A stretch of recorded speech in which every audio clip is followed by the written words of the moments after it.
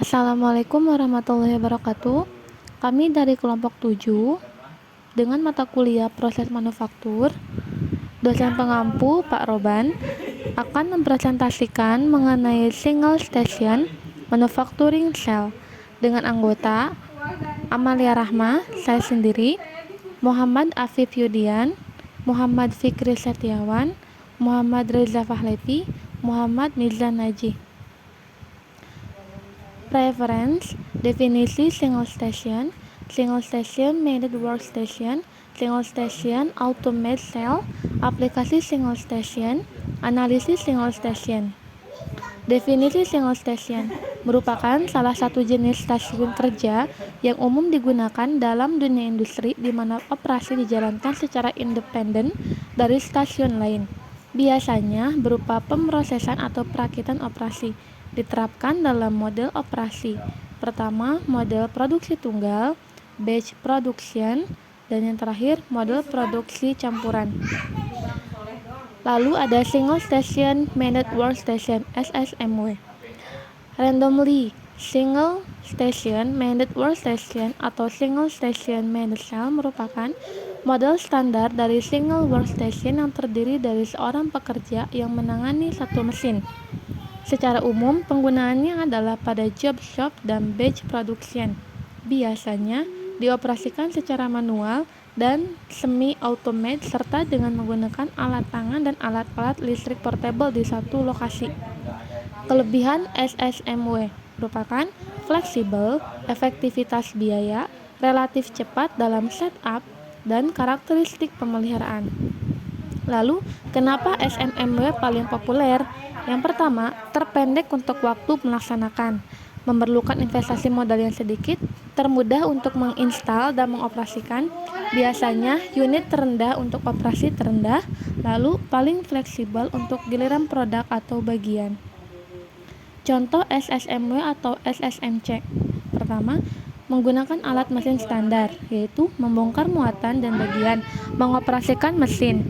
Mesin dioperasikan secara manual. Mengoperasikan mesin semi-otomatis, membongkar muatan dan bagian, mulai semi, otomatis siklus kerja, pekerja tidak perlu memperhatikan terus-menerus secara siklus bekerja.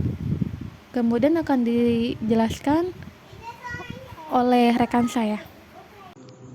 Baik, terima kasih. Selanjutnya saya akan menjelaskan variasi dari SSMC yang standar meliputi 2 atau lebih pekerja yang dibutuhkan untuk mengoperasikan mesin. 1 pokok produksi mesin ditambah peralatan pendukung, seperti pengeringan peralatan untuk mesin injeksi yang dioperasikan secara manual. Single Station Automated Cell atau SSAC. Definisi SSAC merupakan sistem manufaktur yang bersifat full automated, yang dapat bekerja tanpa kehadiran operator dengan waktu yang lama. Semua sistem bekerja otomatis sesuai dengan program awal yang telah diprogramkan pada sistem tersebut. Kelebihan SSAC. Yang pertama adalah biaya tenaga kerja berkurang. Yang kedua, sistem operasi mudah. Yang ketiga, akurasi lebih tinggi karena menggunakan sistem yang terprogram. Yang terakhir, bersifat otomatis. Kekurangannya. Yang pertama, biaya lebih mahal. Yang kedua, karena full otomatis, jika terjadi kerusakan maka sistem harus berhenti bekerja, kecuali ada cadangan. Yang terakhir adalah membutuhkan banyak komponen-komponen pengendali, aktuator, dan sensor. Komponen SSAC. Yang pertama adalah komponen pengendali, yang berfungsi sebagai pengendali dari sistem berjalan. Contohnya adalah PLC, microcontroller, mikrokompresor, dan lain-lain. Yang kedua, komponen aktuator berfungsi sebagai alat yang bekerja berdasarkan program yang telah dibuat. Contoh, pneumatik, hidrolik, motor, dan lain-lain. Yang terakhir adalah komponen sensor yang berfungsi sebagai alat penyensor baik dalam proses ataupun sistem. Komponen ini berfungsi sebagai indera dari sistem.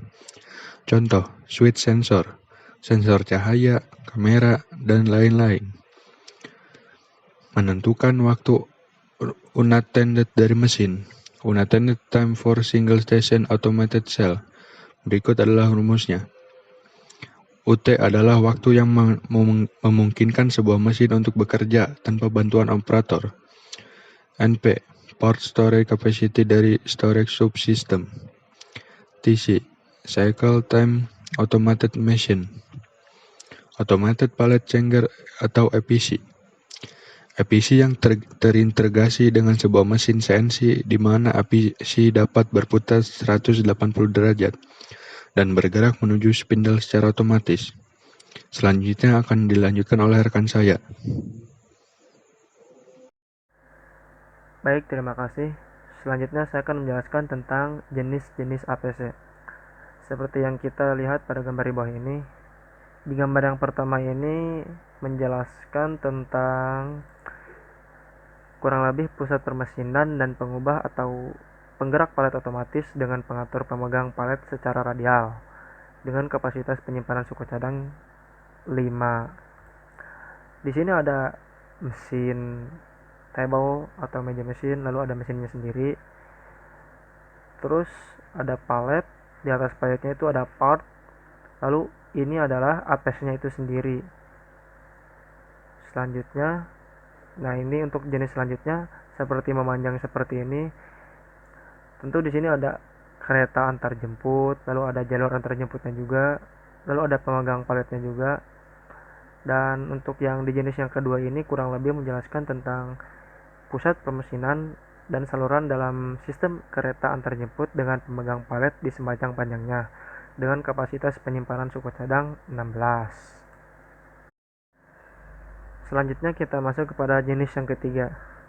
Dan pada jenis yang ketiga ini kurang lebih di gambar ini menjelaskan tentang pusat pemesinan dengan palet dipegang di atas meja pengindeksan dengan kapasitas penyimpanan suku cadang yaitu 6. Dan kalau kita lihat di gambar ini kurang lebih sama seperti jenis-jenis sebelumnya, ada MC table, mesinnya sendiri, lalu ada pemegang palet, parts yang di atas palet.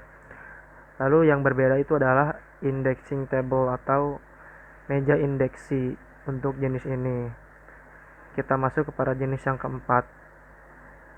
Di jenis yang keempat ini kurang lebih menjelaskan tentang pusat pemesinan dan korsel penyimpanan suku cadang dengan suku cadang dimuat ke palet dengan kapasitas penyimpanan suku cadang 12. Seperti yang kita lihat pada gambar ini atau jenis yang ini, itu bentuknya menyerupai korsel karena dia bergerak kembali atau mengelilingi kembali atau berputar kembali. Kurang lebih tetap sama, ada palet, di atas palet juga ada parts, ada mesin dan juga mejanya. Hanya saja metodenya dia seperti korsel dengan terus memutar kembali kepada tempat semula, seperti itu. Pada halaman selanjutnya kita akan membahas tentang aplikasi, dan di dalam aplikasi itu sendiri ada single cell main station dan single cell automated station. Dan untuk aplikasi single station main cell ada beberapa penjabaran. Yang pertama ada mesin CNC machining center dan turning center dengan pekerja untuk membongkar atau memuat benda kerja. Lalu yang kedua, klaster dari dua mesin CNC turning center dengan satu pekerja dengan pembagian waktu kerja untuk membongkar dan memuat benda kerja. Dan yang ketiga, mesin molding dengan proses semi-automatic dengan pekerja untuk membongkar molding dan dies. Dan yang keempat, stasiun kerja pada proses perakitan elektronik saat memasukkan komponen pada papan sirkuit. Dan yang terakhir adalah proses penyetempelan dengan pekerja yang memuat dan membongkar benda kerja setelah penyetempelan selesai. Lalu untuk aplikasi single station automated cell, yaitu yang pertama adalah mesin CNC dengan lengan robot untuk memuat dan membongkar benda kerja. Lalu yang kedua, mesin molding dengan proses otomatis menggunakan lengan robot untuk membongkar molding dan dies.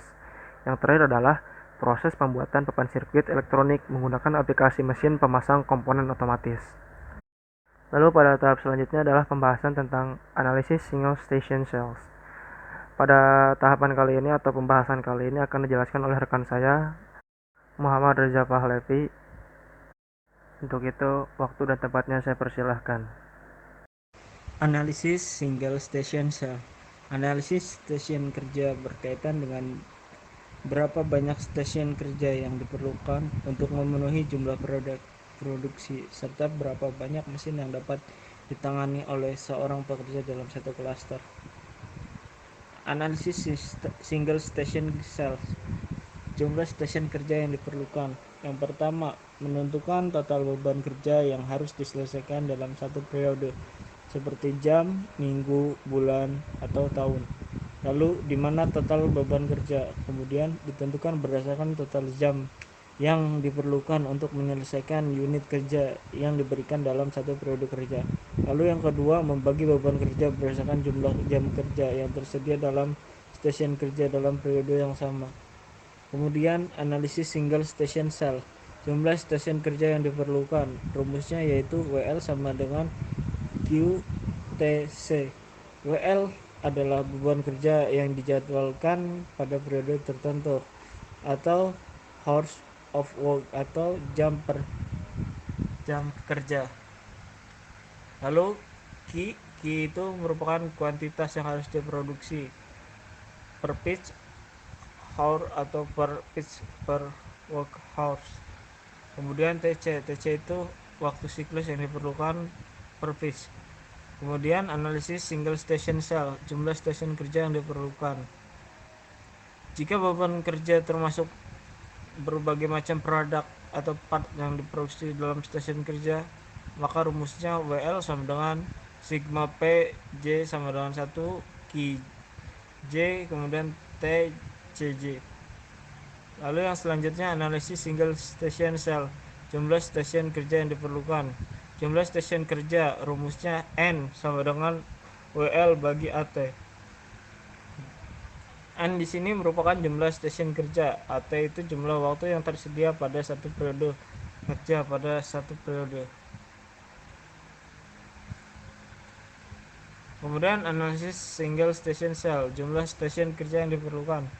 Beberapa faktor yang mempengaruhi perhitungan jumlah stasiun kerja yang diperlukan. Yang pertama, waktu setup dalam batch production, lalu ability atau reliability, lalu utilization, lalu efisiensi pekerja, lalu tingkat defect.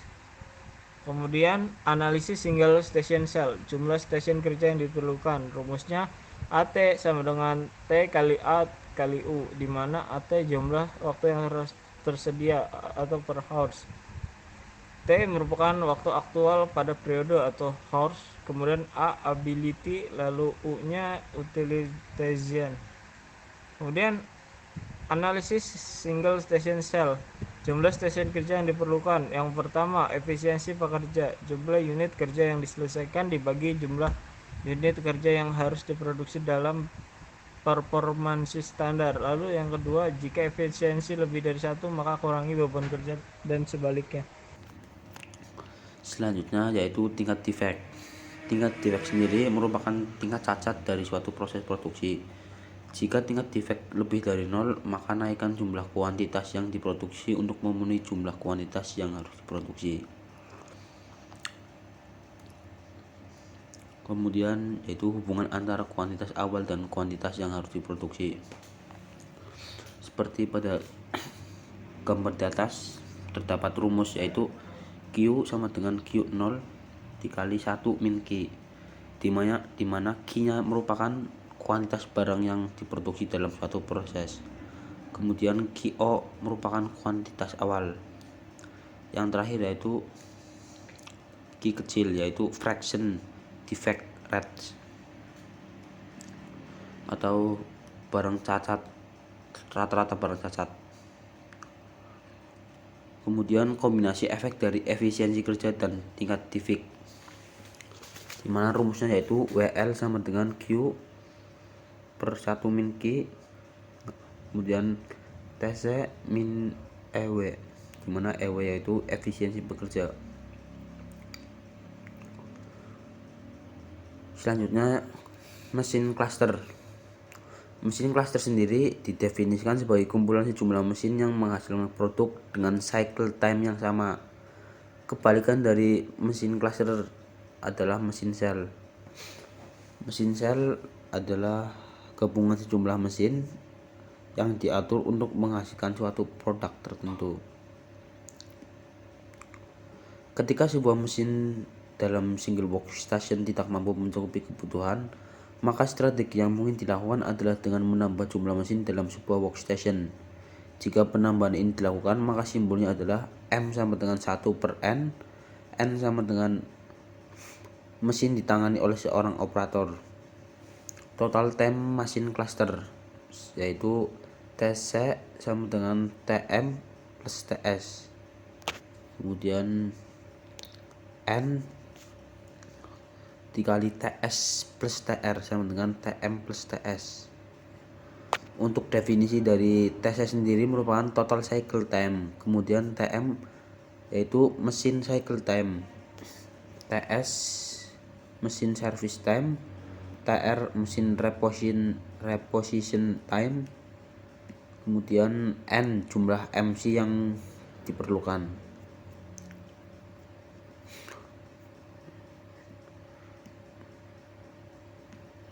Jika N1 sama dengan maksi integer kurang dari sama dengan N, maka pekerja akan memiliki idle time dan cycle time dari mesin cluster.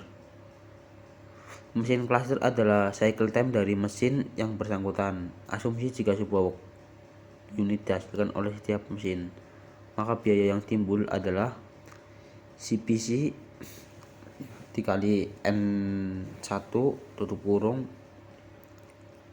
sama dengan C1 per N1 plus CM ya, dikali TM plus TS tutup kurung. CPC merupakan cost per work unit, CL yaitu labor cost, kemudian CM cost rate atau mesin. Jika N2 sama dengan minimum integer lebih dari N, maka mesin akan memiliki idle time dan cycle time dari mesin cluster. Mesin cluster adalah waktu yang diperlukan operator untuk menangani N2 mesin. Maka biaya yang timbul adalah CPC kali N2 tutup kurung sama dengan CL plus CM kali N2 tutup kurung. Terus TM plus TS tutup kurung. Terima kasih.